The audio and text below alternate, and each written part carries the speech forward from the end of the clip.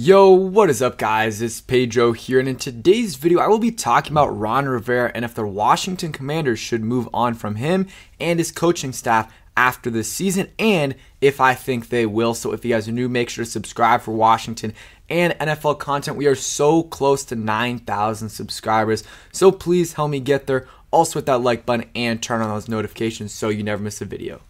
So after a second straight loss, the Washington Commanders fall to 1-2 on the season, and a lot of people are just super frustrated with Ron Rivera, Scott Turner, Jack Del Rio, and rightfully so. And a lot of people are calling for Ron Rivera's job. Some people now, and some people just, think, there's no reason to do it now, just do it at the end of the season. But a lot of people think that Ron Rivera should be gone, so we're going to talk about that, if he will be gone and if he should be gone. So let's start off with if he should be gone. So I think it's a little bit too early to make a change. It's week 3. We just finished week 3.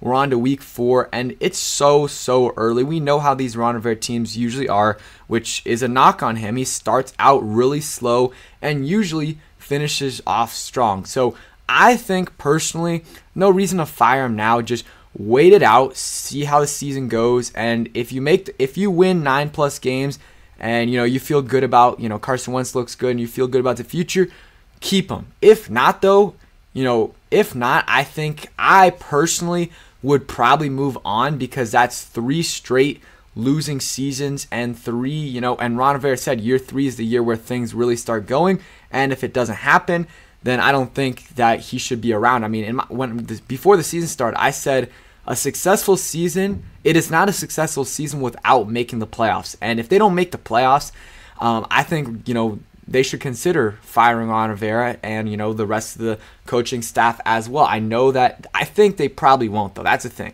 I do not think Ron Rivera will be gone after the season unless it's a colossal failure.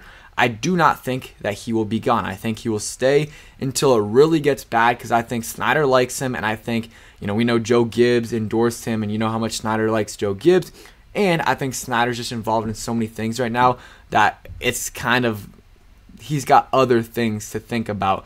But yeah, Ron Rivera, he's a great guy in my opinion. He's a good leader, but I agree with what Jordan said here. The NFL is moving away from that style of coaching, and I think a younger guy, energetic and innovative, I would even think an offensive guy, would be great in my opinion. And we had guys like that in the past, in Sean McVay, LaFleur, other guys as well, Kyle Shanahan, Mike McDaniel even, but doesn't really count. But yeah, so like I said here, I like Ron in certain situations, like his leadership and his culture building, but in some things he's really annoying. It was obvious and this is what I said last week. It was obvious our depth on the defense was terrible, and he actually made it worse during the offseason.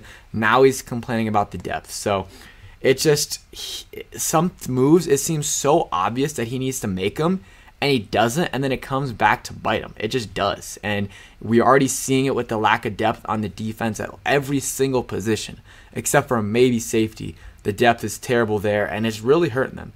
It's really hurting them. And then, we kind of know his track record. 8 out of the last 11 seasons are losing seasons. He did inherit a really bad situation here, so I'll give him a pass for like that first year, maybe even that second year. But he's been mediocre for the last decade, and it's really, there's no other way around it. And he had a really good few years there with Cam Newton in Carolina, but he hasn't been great the last 6-7 years.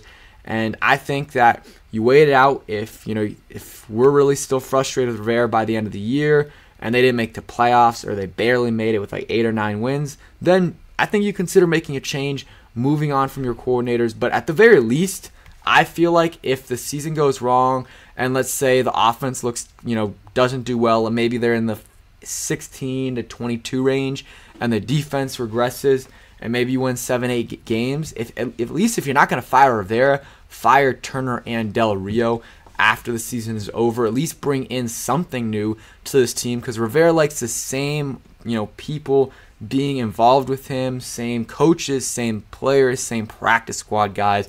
It's really frustrating. He doesn't like to try new things. He's not aggressive in free agency or the draft like the Eagles were this offseason, signing James Bradbury, trading for Gardner Johnson, trading for A.J. Brown. Like he they're aggressive. The Eagles are aggressive. Harry Roseman is aggressive. And, Rivera is the GM basically. And, he brought in a lot of guys that he's familiar with. Marty Herney, obviously, Martin Mayhew. They share the same agent. He loves familiarity. And I don't know. I think it's one of his faults. We'll see, guys. It's still so early in the season. We got, 14 more games to go. We got 14 more games to go. So things can definitely change. But right now, I'm frustrated with Rivera. His clock management isn't great. We saw the challenge. I think it was pretty obvious that it wasn't a catch, especially after watching the replay a few times. And that was a 45-50 yard catch. So that was a huge difference. And he just didn't throw it, fast enough. And it's just sad. It's not, you don't want that to happen. And yeah, clock management isn't great. And, his answers in the press conferences aren't good.